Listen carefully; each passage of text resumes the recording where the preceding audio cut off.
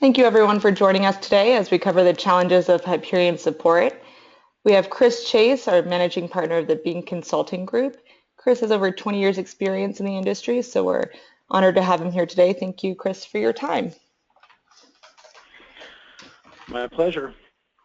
Thanks everyone for attending.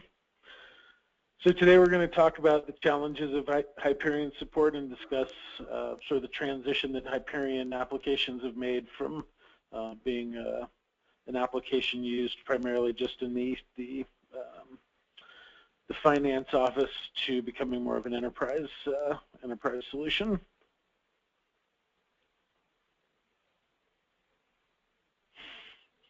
So again, my name's Chris Chase. Just a few other things about me. I'm, as Melissa said, I'm the managing partner of the Bean Consulting Group. I'm also the secretary of the Rocky Mountain Oracle User Group and director of their EPM SIG.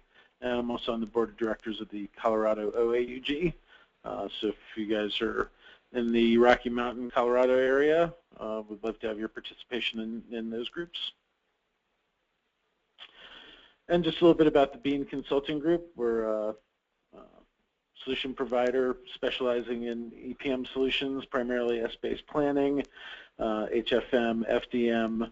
We also do integration work with Oracle Data Integrator and have consultants on staff that are well-versed in DRM and OBIEE as well. We have experience with a number of different vertical markets, government, higher ed, utilities, healthcare, just to name a few. So as I first started to put this presentation together, I had a lot of people ask me, are you going to talk about how you can get better support from Oracle? And sadly, no, that's not what I'm talking about today. I'm more talking about, obviously, as I said, the challenges of supporting a Hyperion environment. So the way I see it, there were sort of what I term the old world landscape. A lot of enterprise organizations may have had some enterprise applications. Typically, they were siloed, right? They might have had an ERP solution, a CRM solution. Those things lacked any synchronization, typically, that sort of thing. So, but as we've evolved in the IT and data worlds, we see a much more unified and federated suite of applications and data. Right, finance and operations are working off of similar data sets. And we want those data sets to be synchronized. We have enterprise reporting that's pulling data from multiple sources, and we want to have governance across those applications so that these things stay synchronized. So that, when we add a new product to our ERP solution, that product's available for us to add in our CRM solution as well, and those things are have the same name and the same product number, and they're linked and synchronized in that way. We might even have some hybrid infrastructure. We might be starting to look at the cloud versus on-prem, as well as having different operating systems and things like that. We might have Unix and Windows and Linux and all kinds of different operating systems and databases and all sorts of things running in the environment as well, which create additional challenges for the IT group. So the way I see it, you have kind of two options for supporting this. You need sort of a team of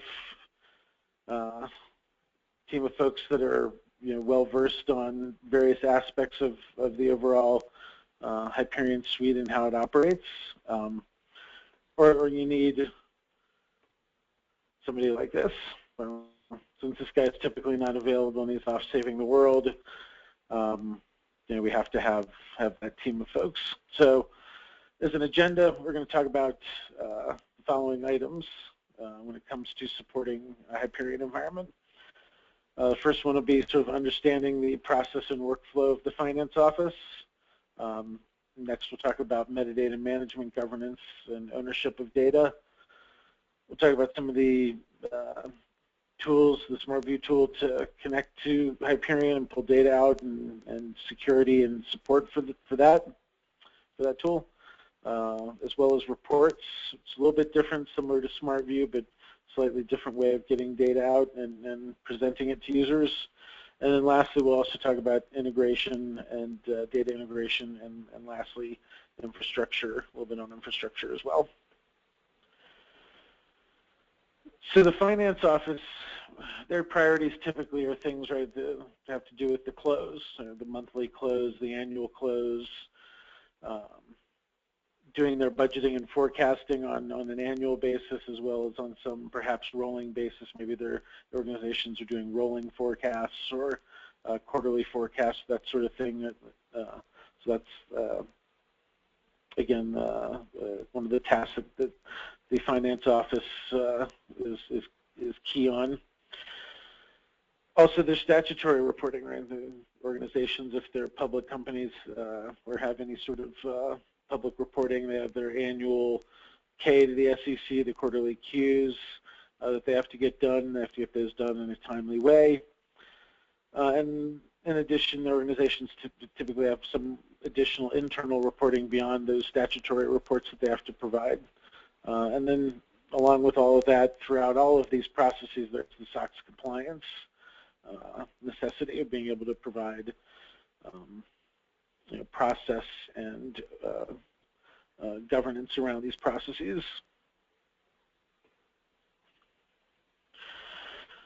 So there are a number of different calendars. When you talk to people in the finance office, they tend to think about things in different ways and in terms of time. And they also tend to operate with calendars that might be different than the Gregorian calendar. A lot of organizations use calendars like a 445 or a 454, that sort of thing. They also have other calendars, their statutory reporting calendars and various other things that drive their priorities. So we have to think about the finance office a little bit differently sometimes when we think about the concept of time and how those budget and close calendars work for them. And here's an example of a 445 calendar. So you can see we've got, right, for each period. Each period in the quarter is broken up. The first period in the quarter has 4 weeks, the second period in the quarter has 4 weeks, and then the third period in the quarter has 5 weeks, and that's consistent for the 4 quarters. This gives us a 364-day year, which perhaps means we have to have a 13th period that has 1 day in it, sometimes to track that, or there are various ways to manage that. But this is just one example of a 445 calendar here. So when we talk about the monthly close, right, there are a number of steps to the close. We have the data collection that has to go on prior to sort of closing the books, and then any currency adjustments, intercompany adjustments, that sort of thing. And then all of the reporting, the statutory reporting, management reporting, legal reporting, etc. All of those things come in a sequence. And as we can see here on this diagram, we have in the average organization, we have the close occurring about 6 days after the end of the period, adjustments occurring about 10 days after that, or 10 days into the close period, and then reporting occurring roughly 2 weeks after we start the data collection process. In a world-class organization, we're able to streamline that and get that down to roughly half the time. That gives us an additional week to do analysis on our data, look at trends that may be occurring in our financial as well as operational data, and see if there are any correlations between those data sets that allow us to perhaps make more timely decisions about our business.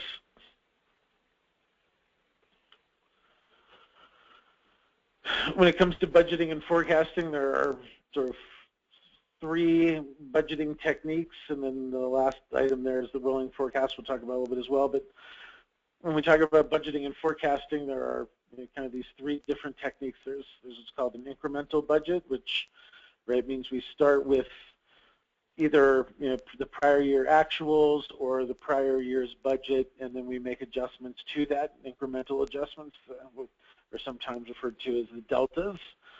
Right, so we may want to increase certain costs by certain amounts. This technique is used quite a bit by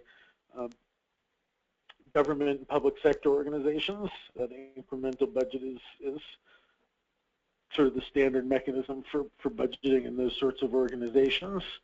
And then the organization has to provide a justification for the incremental increases in those budgets.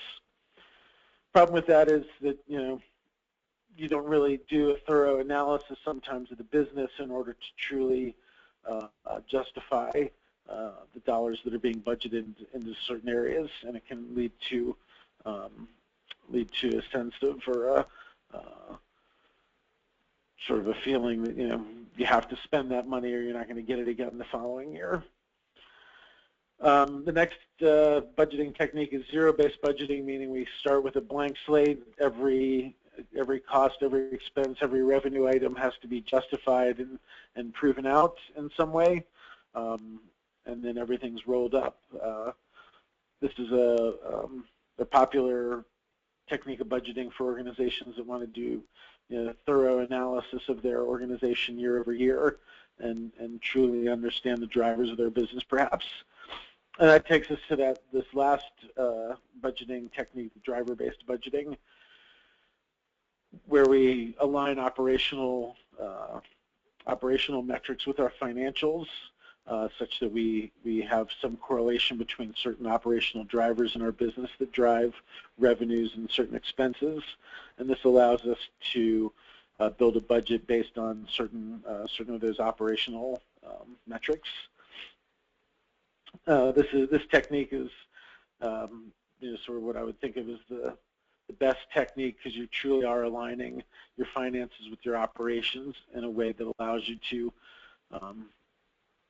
take action as you see operational metrics changing during the course of the year with your business.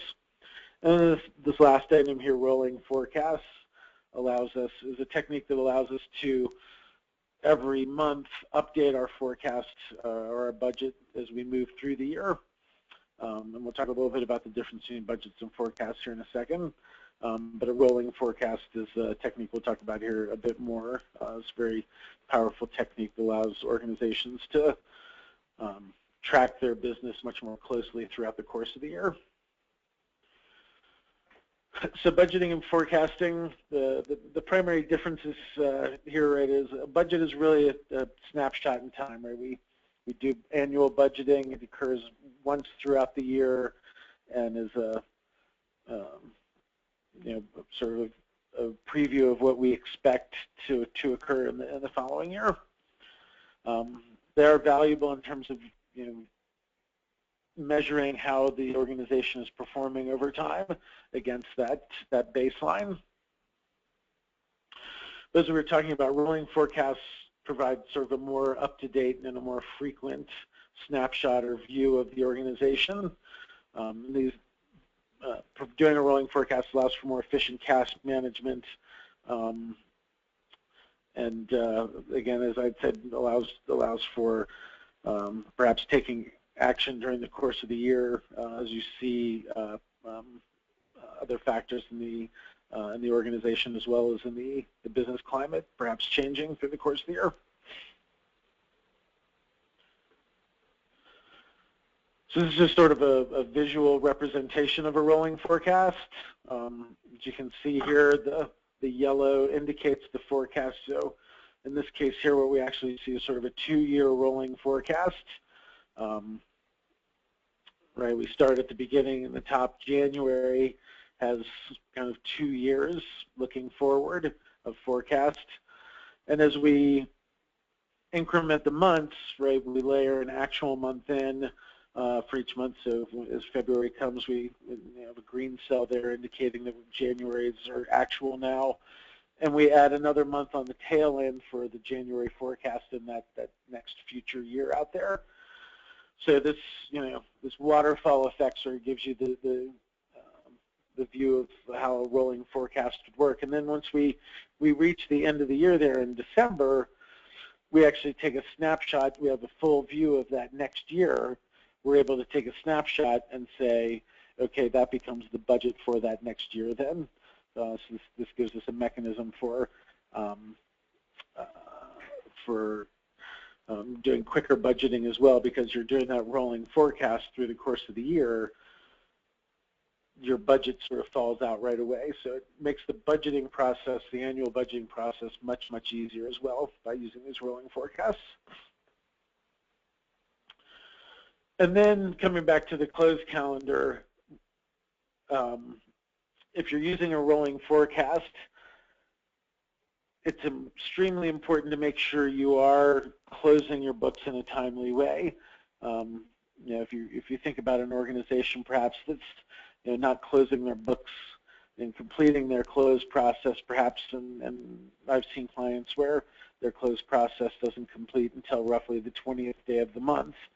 Well, you're already 2/3 of the way through that period that you're still about to forecast. So you want to sort of align your close process with that budgeting and forecasting process so that they line up, right? If you're trying to forecast a period with only 10 days left in it, there's not a lot of value in that, perhaps from an organizational perspective. So if an organization's not really closing their books until halfway through the month or 2/3 of the way through the month, it may not make sense for them to do a rolling forecast, but maybe a quarterly forecast is better for them.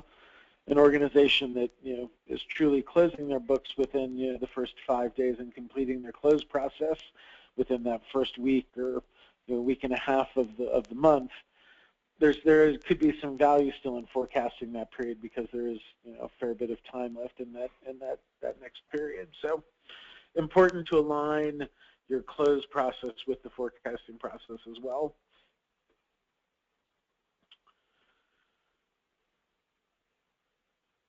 So within the organization, as you're doing these processes of closing the books and all that, you want to be able to make sure that you can also manage workflow and approvals. And there are a number of, here's where the Oracle tools can come in handy. So there, within each of the product sets, there are some different tools available to users to manage that workflow and those approvals. And this is important for SOX compliance as well. We have to make sure that we have some sort of repeatable process that's documented,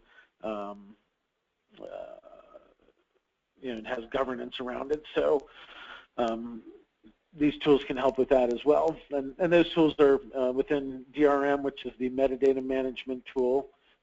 There's a data relationship governance component that allows the organization to have a process around how new accounts are added to the chart of accounts, how new departments are added, how new products are added, et cetera. What users need to be involved in, and how the approval process for adding those new accounts to the system is completed. Within HFM, there's Close Manager and Disclosure Management, both which assist in the workflow and approval process of closing the books, making sure all the journal entries are completed in the right order,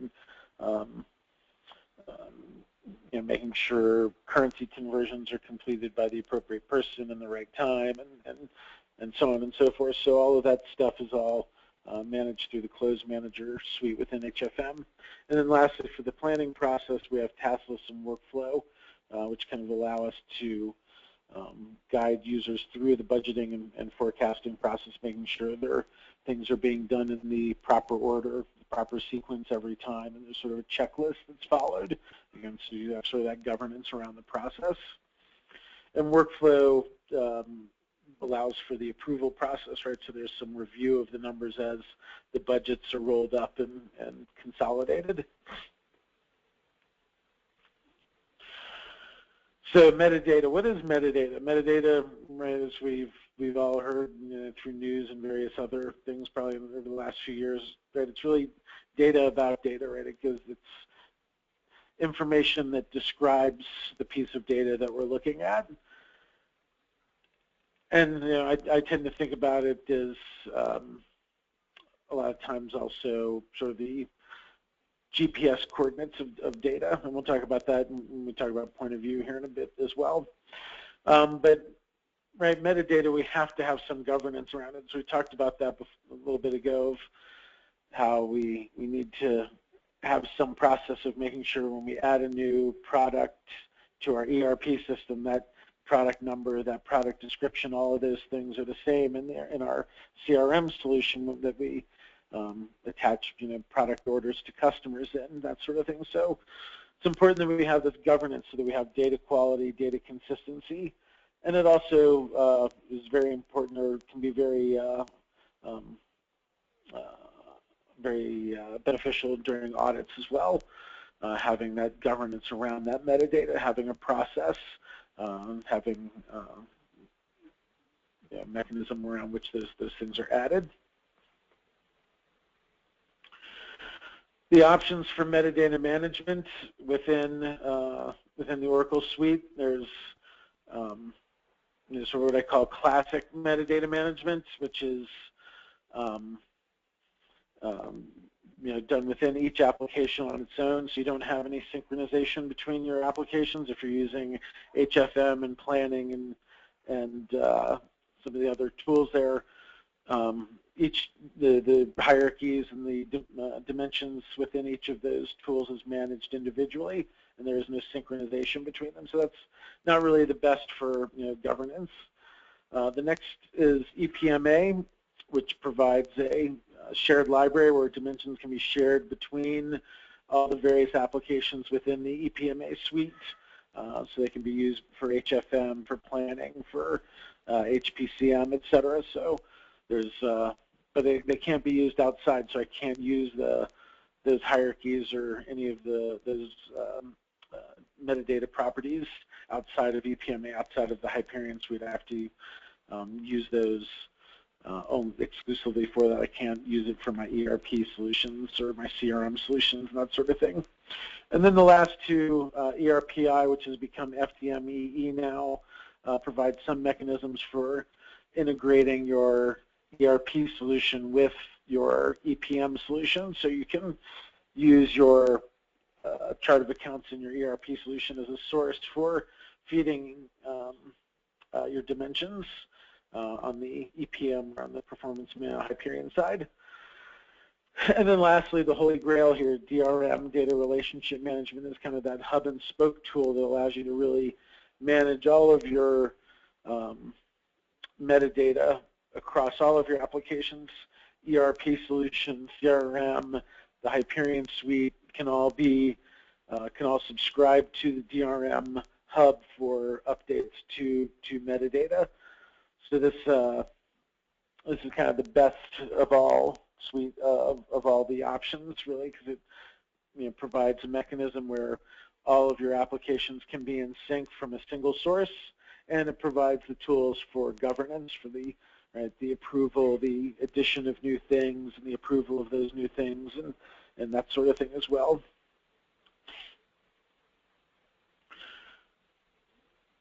When it comes to data ownership, we always need to be thinking about who is responsible then for the metadata, who are adding those new accounts and that sort of thing. And that's again where these tools can be very, very helpful in managing that process and understanding that governance of who's responsible for that. And then secondarily, who's responsible for the data itself, who's responsible for that actual value that winds up in the system. We need to track that also. So then moving on to SmartView. SmartView is the Excel add-in that's used by the Hyperion suite, as well as the Oracle Business Intelligence suite of products to bring data into Excel. So we know a lot of users in finance like to continue using Excel, so this gives them the mechanism to do that. But when it comes to SmartView support, there's really kind of two aspects to support. There's what I call the client desktop support, where users need assistance in installing SmartView, getting connected to the server. What's the correct URL to put in my options? That sort of thing. That's requires more of that client desktop help desk support. And then there's what I call data support, which is totally different than the help desk support. Right? If I call the help desk support and I ask them, I don't understand how this $1,000 wound up in my general ledger account, they're not going to be able to help with that. And so you need some kind of support sometimes that helps users understand where data came from. And that may involve some of the integration between different applications, as well as mappings and that sort of thing. So there could be a number of components involved in that data support piece.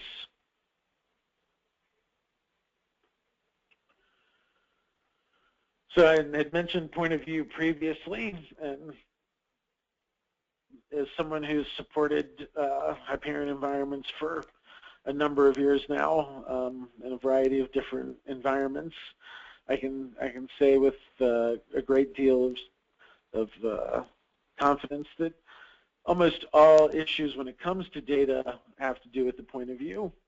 Users a lot of times will not, will have one dimension slightly off, and their data will not look correct to them, and that's because they're not looking at the data from the right perspective. So,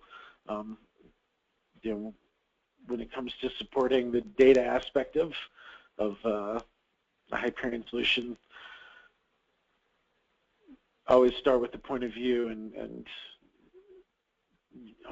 99 times out of 100, that'll be the end of the discussion. And then you can focus on those rare occasions where there may be something that really needs to be looked at.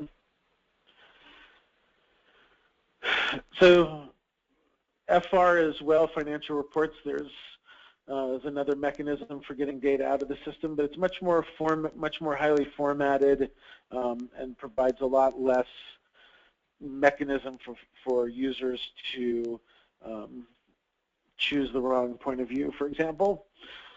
So the difference between these tools really comes down to, in my opinion, sort of data analysis versus data presentation. When we're talking about SmartView, we really tend to use that a lot more when we're doing data analysis. We want to slice and dice our data and drill down and pivot things around and look at the data across attributes and things like that as well. This provides a mechanism for us to quickly do that analysis in sort of time of thought. Whereas the HFR financial reports tool allows us to really provide a much more highly formatted, much more presentable report to people. And as I mentioned, it sort of limits the choices that users can make in terms of how the data is presented. So it can be a lot easier for users, for certain users that perhaps might not be as sophisticated. When it comes to data security, we have roles and access that are provided that allow us to provide security across these different application artifacts, right? So we can provide security across our dimensions, which allow us to provide access to certain accounts or certain branches of accounts, or certain departments or certain products within our different hierarchies. We also provide access to different web forms, different business rules, and from a security perspective, we're able to organize users into groups and integrate into LDAP, and where organizations already have put a significant investment perhaps in organizing users into groups and things like that. Those things can be leveraged through LDAP as well. So data integration, this is perhaps the most important aspect of supporting Hyperion applications, and this really goes back to that data support component where we need to truly understand how data is coming into the system, and that the integrations that occur between our ERP system, perhaps that's feeding actuals into our Hyperion system where we're reporting, providing our enterprise reporting. So we need to understand, what integrations you use. Where's the data coming from? Is it coming from a warehouse? Is it doing direct integration? What's the governance of the integration? How are mappings updated and that sort of thing, right? So it's not just, there's not just governance necessarily around adding new accounts, but there's got to be governance around how those accounts perhaps are mapped into buckets of accounts for reporting purposes. So these are all very important aspects of the understanding how data is integrated into your Hyperion solution, and being able to support that aspect. When we talk about data integration, there are several different mechanisms. So again, what are the tools that are available for us to do data integration with the Hyperion suite? The simplest, easiest way sometimes is what I call classic data integration, where we just submit our data directly through SmartView. If we don't have any mappings that need to be done, or we have our data well formatted in a structure that's easy to load that way, we can do that. We also have load rules that allow us to load data directly into Essbase and do some mapping that way. But not a lot of governance, obviously, around these mechanisms. The next one is FDMEE. Definitely provides a lot more governance around that. As I mentioned before, it replaces ERPI, and it's new as of version 11.123. Provides, and as of that version, it now provides some metadata integration capabilities where we can connect directly to our PeopleSoft or our JD Edwards ERP systems on the back end and pull our account structures directly through, or our chart fields directly through, to build our dimensional hierarchies within the Hyperion solution. And FDM in the new version, FDMEE in the new version, is integrated directly into the workspace. So in prior versions, you had two different URLs. You had to go and connect to two different places. Now it's all sort of a one-stop shop, which is kind of nice. And then the third option for doing data integration is Oracle Data Integrator. They say it's more of an ELT tool than an ETL tool, but it's a data integration tool that uses what are called knowledge modules to map our source data to our target systems. So they, excuse me, within ODI, Oracle provides these knowledge modules that have pre-built information about how JD Edwards table structures map into Hyperion dimensional structures. So there are components available to make that integration, to do those integrations in a fairly quick way. Mappings have to be built through your own tables in ODI, so that's one of the advantages of FDMEE over ODI is FDMEE provides a nice mapping mechanism where accounts can be mapped and other chart fields can be mapped as the data gets loaded, and those mappings are all retained so that there's a documented trail of how the data got mapped as it moved through that integration. So talking about mapping, that's the T in ETL, right? And each tool has its own way of doing it. So as I was mentioning, in ODI, you have to kind of build your own mapping tables, whereas in FDMEE, you have actually mechanisms for doing that. And then there's automation, right? We want to automate these things, and we can either do that through batch and Maxell scripts on the Windows scheduler for some of the older school techniques, and then FDME and ODI have their own tool-based schedulers as well that allow us to schedule when those integrations are going to occur. When we talk about reports and Report Studio, it's important to make sure that you use best practices, or that you have some sort of best practices in place that allow users a way to make sure that reports are built in a consistent way. So one of those best practices, again, is to make sure, when is it appropriate to use FR versus SmartView. As we mentioned before, right, SmartView is really more of an analysis tool, whereas FR is really more of a formatted report. So depending on what the end goal is, you make that choice of which tool is the right one to use. And when we talk about best practices within financial reports, you want to make sure you do things like you have reusable objects. So if you have 10 different reports that all have the same header and the same footer, create that object once and then reuse it across all of those 10 reports. You only have to update it one time if it changes in the future. And it becomes reusable again. If you create more reports down the road, you don't have to rebuild those objects. Make sure you use functions where appropriate, so you're using the descendants of or children of, that sort of thing, so that as structures change, the reports can change with the structures.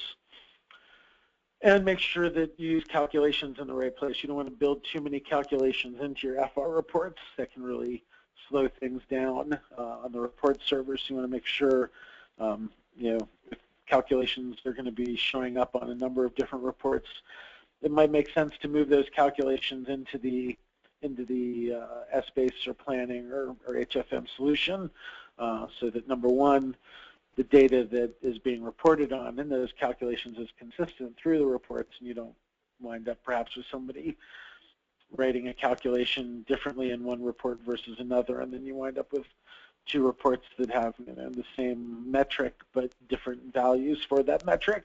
So important to make sure you put those calculations in the system if they're going to be used in multiple places, so that you have that single version of the truth, as we like to say.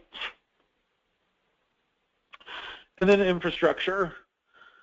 Right, when we are on-prem, we have all these different things, and I talked about this a little bit initially, this hybrid environments where you've got different databases. You might be using Oracle and SQL Server and MySQL, and who knows, all kinds of maybe NoSQL for the more unstructured data. And maybe there's some big data components out there as well.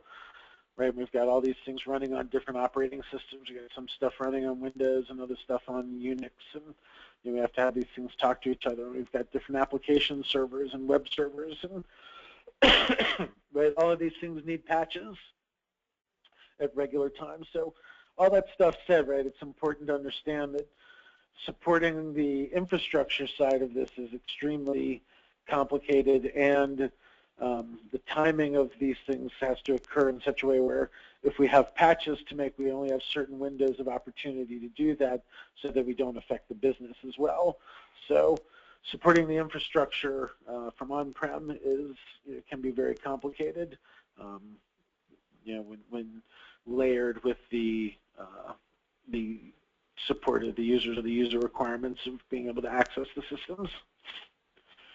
And then lastly, cloud. It wouldn't be doing Oracle a service if I didn't discuss their pivot to the cloud, and how they're certainly shifting their software as a service, platform as a service, infrastructure as a service, database as a service. Right, they're now providing all of these things as services that are available. So how does all that affect us? Do we migrate our applications to the cloud? What about security? Is it going to be secure? They indicate that there is quite a bit of security there, they have single tenancy and a number of other options available in the cloud to support that security. But also patches. They're updating their cloud applications on an almost monthly basis. So how's that going to affect those monthly processes that are occurring in the finance office?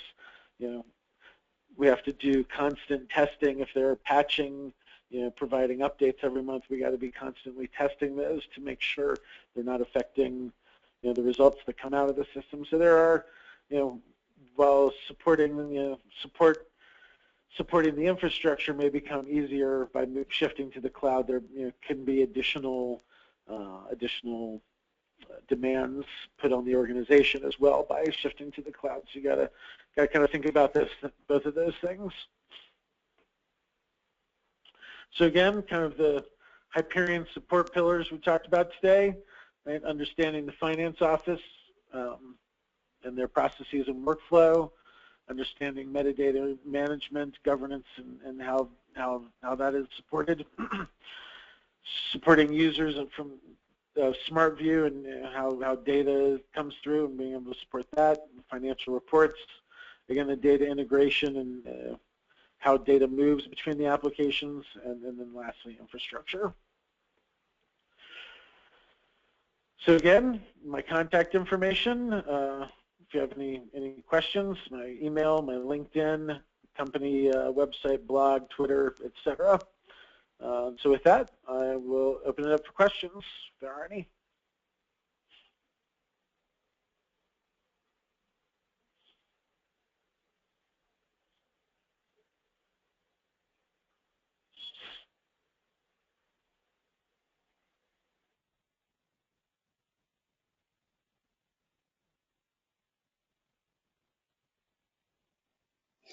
If you have any questions, feel free to type them in the question box, and Chris will be happy to get to those, or his email and contact information is up there also.